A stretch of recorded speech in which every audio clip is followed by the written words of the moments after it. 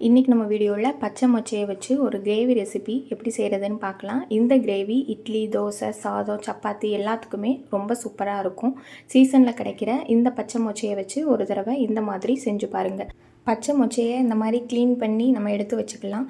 ஒரு தேங்காய் விழுது கிரேவிக்கு ரெடி பண்ணிக்கலாம். கொஞ்சமாக தேங்காயும் பெருஞ்சீரகம், வெள்ளைப்பூண்டு, இஞ்சி இது எல்லாமே நம்ம எடுத்துருக்க தேங்காய் அளவுக்கு இந்த அளவு கரெக்டாக இருக்கும். ஃபஸ்ட்டு பல்ஸ் மோடில் தேங்காயை அரைச்சிட்டு கொஞ்சமாக தண்ணி சேர்த்து இந்த மாதிரி விழுதாக நம்ம அரைச்சி எடுத்துக்கலாம். இந்த கிரேவி நம்ம குக்கரில் தான் செய்ய போகிறோம். ஃபஸ்ட்டு குக்கரில் கொஞ்சமாக எண்ணெய் சேர்த்துட்டு சோம்பு கொஞ்சமாக சேர்த்துக்கலாம். வாசனைக்கு உங்களுக்கு பட்டை, கிராம்பு அதெல்லாம் போடுறதா இருந்தாலும் சேர்த்துக்கலாம். நான் எதுவுமே சேர்க்காமல் சோம்பு மட்டும்தான் சேர்த்துருக்கேன். இப்போ பெரிய வெங்காயம் சின்ன சின்னதாக கட் பண்ணி ஒரே ஒரு மீடியம் சைஸ் வெங்காயம் தான், அதையும் எண்ணெயில் சேர்த்துட்டு கொஞ்சம் இந்த அளவுக்கு கலர் மாறினதும் தக்காளியும் ஒரு மீடியம் சைஸ் தக்காளி அதையும் சின்ன சின்னதாக கட் பண்ணி நம்ம சேர்த்துக்கலாம். இப்போ வெங்காயம் தக்காளியும் கொஞ்சம் நல்லா எண்ணெயிலேயே சுருங்க வதங்கணும். வெங்காயமும் தக்காளியும் நல்லா சுருங்க வதங்கினதுக்கப்புறமா நம்ம இதில் மசாலாக்கள்லாம் சேர்த்துக்கலாம். இப்போது இந்த கிரேவிக்கு தேவையான அளவு உப்பு வெங்காயம் தக்காளி வதங்கும் போதே சேர்த்தா வெங்காயம் தக்காளியுமே நம்மளுக்கு நல்லா குழஞ்சி வெந்து வரும். அதனால் இந்த டைமில் உப்பு சேர்த்து ரெண்டையும் நல்லா மிக்ஸ் பண்ணி கொடுத்துக்கலாம். இந்த பச்சை மொச்சையில் நம்ம கிரேவி, கூட்டு அந்த மாதிரி பண்ணும்போது ரொம்ப டேஸ்ட்டாக இருக்கும். காஞ்ச மொச்சையாக இருந்தால் அதில் புளிக்குழம்பு மாதிரி பண்ணலாம். இந்த மாதிரி பச்சை மொச்சையில் கிரேவி பண்ணும்போது ரொம்ப சூப்பராக இருக்கும். இந்த மாதிரி தக்காளி வெங்காயம்லாம் சுருங்க வதங்கினதும் கொஞ்சமாக மஞ்சத்தூள், கரம் மசாலா, மிளகாத்தூள், மல்லித்தூள், காஷ்மீரி மிளகாத்தூள் இது எல்லாமே சேர்த்துட்டு உங்களோட காரத்துக்கு தகுந்த மாதிரி நம்ம மசாலா சேர்த்துக்கலாம். நான் எல்லாமே கொஞ்சம் கொஞ்சமாக சேர்த்துருக்கேன். இந்த காரம் கரெக்டாக இருக்கும்.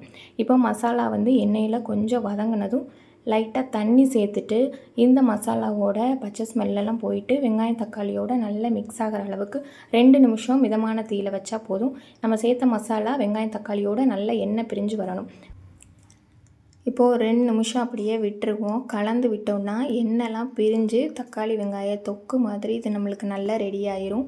இந்த டைமில் நம்ம வாஷ் பண்ணி வச்சுருக்கிற அந்த பச்சை மொச்சையும் இதில் சேர்த்துக்கலாம். மொச்சையும் அந்த மசாலாவோட கொஞ்சம் மிக்ஸ் பண்ணிவிட்டு 1 நிமிஷம் மிதமான தீயில் வைக்கும் போது தான் அந்த பச்சை மொச்சையிலையுமே நம்மளுக்கு அந்த காரம், உப்பு எல்லாமே இறங்கும். இதையும் ஒரு 2 நிமிஷம் அப்படியே எண்ணெயிலேயே வதக்கி கொடுத்தா கரெக்டாக இருக்கும்.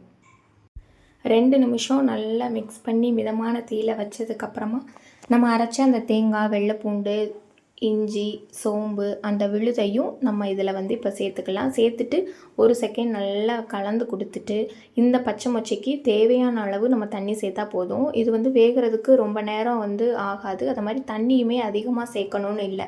காஞ்ச மொச்சையாக இருந்தால் தான் நம்மளுக்கு வேகிறதுக்கு டைம் ஆகும். இது பச்சை மொச்சைனால் நம்மளுக்கு இது ஈஸியாக வெந்துடும். இந்த மொச்சைக்கு மூழ்கிற அளவுக்கு மட்டும் நம்ம கொஞ்சம் தண்ணி சேர்த்தா போதும். நான் இது சாதத்தில் சாப்பிட்ற மாதிரி பண்ணியிருக்கிறதுனால கொஞ்சம் தண்ணி அதிகமாக சேர்த்து தண்ணியாக கிரேவி ரெடி பண்ணியிருக்கேன். நீங்கள் சப்பாத்தி அது மாதிரிலாம் செய்யும் போது தண்ணியோட அளவை குறைச்சி கொஞ்சம் கெட்டியாக வச்சுக்கோங்க. அப்போ கரெக்டாக இருக்கும். தேவையான அளவு தண்ணி சேர்த்துட்டு நல்ல மிதமான தீயில் 3 விசில் விட்டால் போதும். இது பச்சை மொச்சைனால நம்மளுக்கு 3 விசில்லையே நல்லா வெந்து வந்துடும். அதனால் ரொம்ப அதிகமாக விசில் விடணும் இல்லை, ரொம்ப குழஞ்ச மாதிரி ஆயிரும். 3 விசில் இதுக்கு கரெக்டாக இருக்கும். தேங்காய் விழுதும் அதே மாதிரி தான் அளவாக சேர்த்தா போதும். இப்போது மீடியமான ஃப்ளேமில் ஒரு 3 விசில் விட்டு எடுத்தோன்னா ரொம்ப சூப்பரான பச்சை மொச்சை கிரேவி ரெடி ஆயிரும். சீசன் இருக்கும் போதே இந்த பச்சை மொச்சையில் இந்த கிரேவி ஒரு தடவை செஞ்சு பாருங்கள். இது சப்பாத்தி, டிஃபன் ஐட்டத்துக்கு மட்டும் இல்லை, சாதத்துக்கு கூட ரொம்ப சூப்பராக இருக்கும். லாஸ்ட்டாக கொஞ்சமாக மல்லி இலை, கருவேப்பிலை சின்ன சின்னதாக கட் பண்ணி நம்ம கிரேவியில் சேர்த்து மிக்ஸ் பண்ணிக்கலாம். வீடியோ பிடிச்சிருந்தால் மறக்காமல் லைக் பண்ணி சப்ஸ்கிரைப் பண்ணிக்கோங்க.